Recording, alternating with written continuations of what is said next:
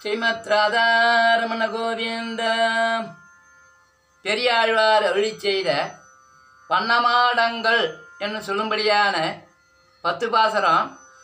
நேற்று வரை 9 பாசனங்களுக்கு பொருள் பார்த்தோம். இன்று 10வது பாசத்தினுடைய பொருள் பார்ப்போம்.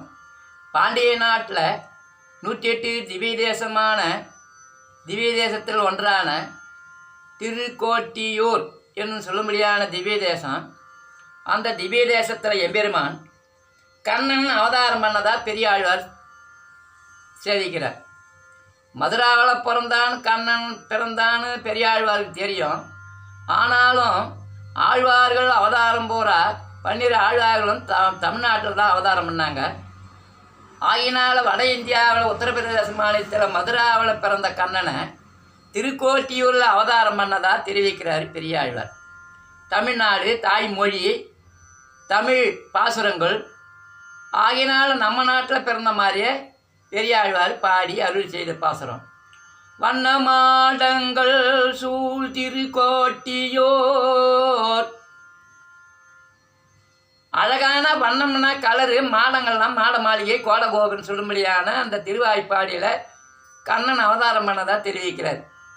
மதுராவில் பிறந்தான்னு கண்ணன் பிறந்தான்னு பெரியாழ்வாருக்கு தெரியும். நம்ம கலாச்சாரம் தாய்நாடு, தாய்மொழி, தமிழ் வேறும் பிரபந்தம். அதனால் இறைவனை கொண்டாந்து நம்ம நாட்டில் பிறந்த மாதிரி அவதாரம் பண்ணி பாசனங்களை அருளி செய்கிறார். வண்ணமாடங்கள் சூழ் திருக்கோட்டியோர் கண்ணன் கேசவன் நம்பி பிறந்தினில்.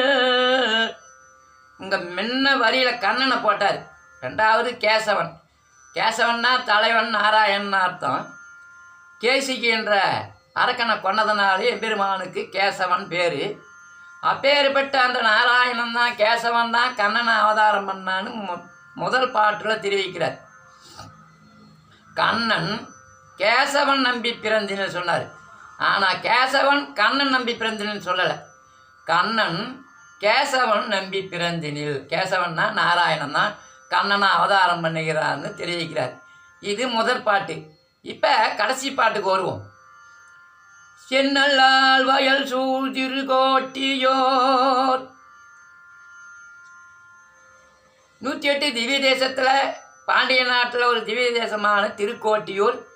அந்த திருக்கோட்டியூரில் மாதம் மும்மாறி பெய்து ஆறு, குளம், குட்டை, நீர்நிலைகள்லாம் நீர் நிரம்பி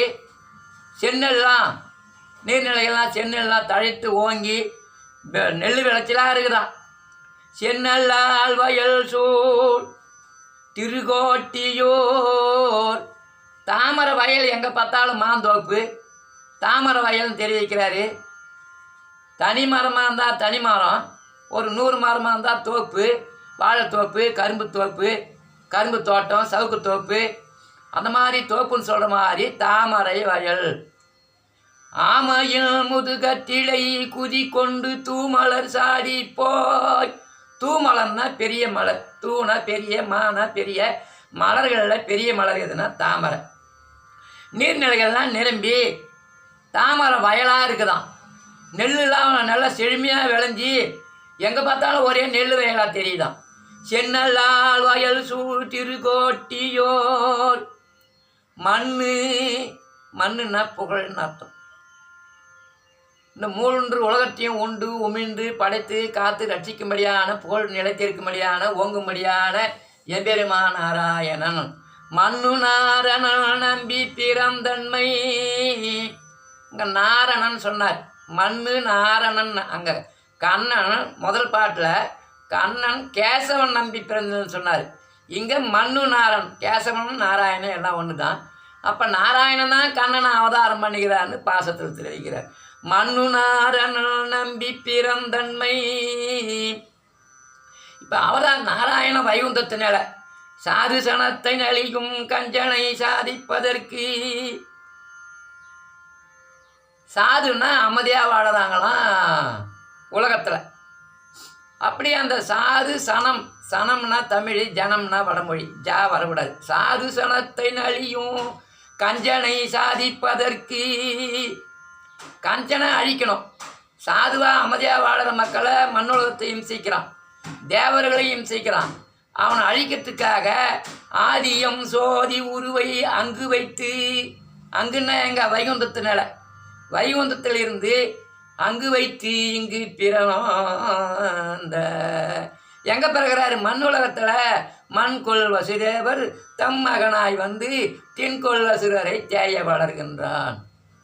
விண்கொள் அமரர்கள் வேதனை தேரமுன், இது பெரியாழ்வார் சீதக்கடலில் செய்கிறாரு.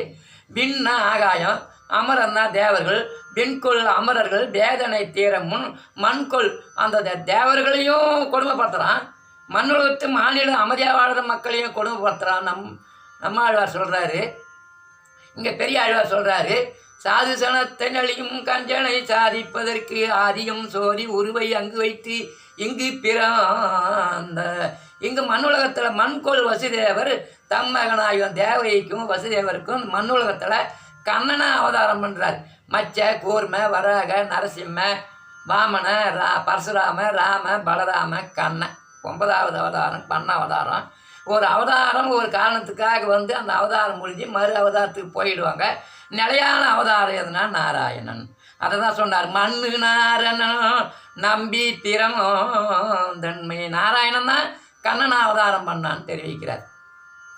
ஆண்டாள் சொல்லுவாங்க, மார்கழி திங்கள் மதி நிறைந்த நன்னாளால் நீராட போதுவீர் போதிமினோ நேரிடையீர் சீர்மல்கும் ஆய்ப்பாடி செல்வத் திருமீர்கள் கூர்வேர் கொடும் தொழிலன் நந்தகோபன் குமரன் ஏராந்த கண்ணி யசோத இளம் சிங்கம்.